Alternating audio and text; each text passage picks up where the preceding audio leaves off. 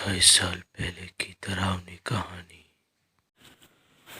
सुनिए इंस्पेक्टर साहब, आपको आज मैं एक कहानी सुनाता हूँ। वही कहानी जिसमें एक गाँव होता था, या एक गाँव था जहाँ लोग बड़े मेहनत से, बड़े ईमानदारी से अपने सुकून की जिंदगी जिया करता था। लेकिन एक दिन कुछ ऐसा हो गया कि पूरा गांव तहस नहस हो गया, मानो कि सब कुछ बर्बाद हो गया।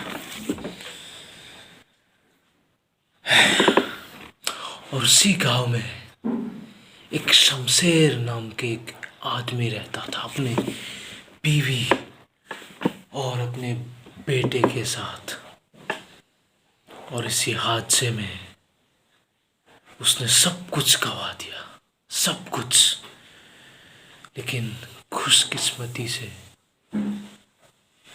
उसके बीवी और उसके बेटे, जो सिर्फ 7 साल का था, वो बच गए।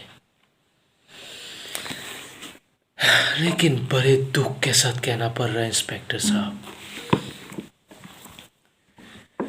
बेचारा खुद ही नहीं बच पाया, खुद ही नहीं बच पाया वो। और वो जो बच्चा और उसके माँ, पता है इंस्पेक्टर साहब, ये दोनों किस दर्द से जिए आपको पता है? ये जो बच्चा सिर्फ 7 साल का था, वो किस दर्द से भरा हुआ।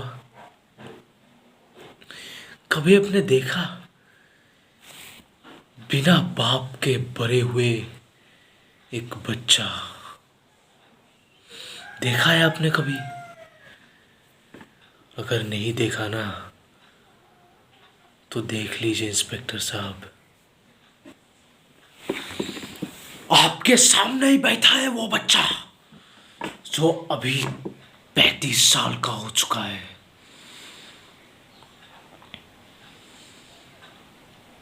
आपको नहीं पता इंस्पेक्टर साहब,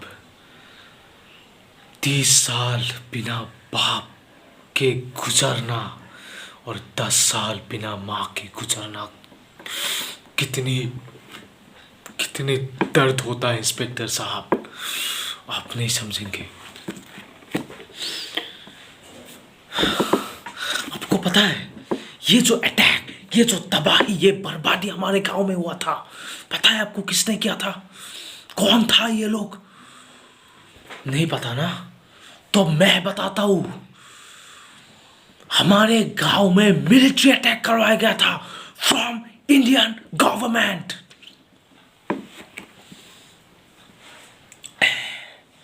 वो भी एक नॉनसेंस, एक डाउट, एक शक की वजह से कि इंडियन गवर्नमेंट को लगता था कि हमारे गांव में हमने एक टेररिस्ट को छुपा के रखा है, जो कि सरासर झूठ था। इसमें एक रत्ती भर की भी सच नहीं थी। फिर भी इंडियन गवर्नमेंट ने नहीं मानी और कर दी मिलिट्री अटैक। और पता है इस अटैक में कितने सारे घर, कितने सारे परिवार तहस नहस हो गया, बर्बाद हो गया।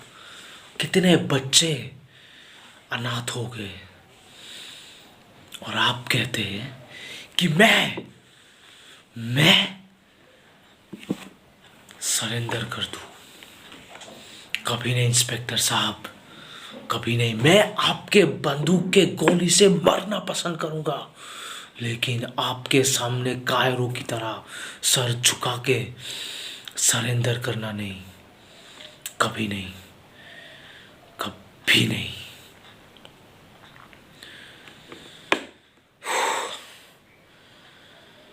और अगर आपको ऐसा लगता है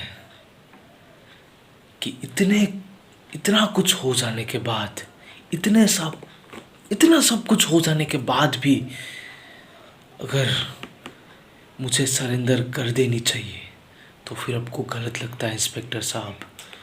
मैं सरेंडर नहीं करने वाला।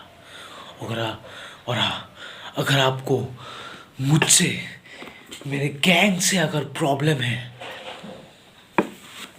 तो आप नौकरी छोड़ सकते हैं इंस्पेक्टर साहब। आप नौकरी छोड़ देंगे तो आप खुश रहेंगे, लेकिन मैं सरेंडर नहीं करने वाला। Good bye.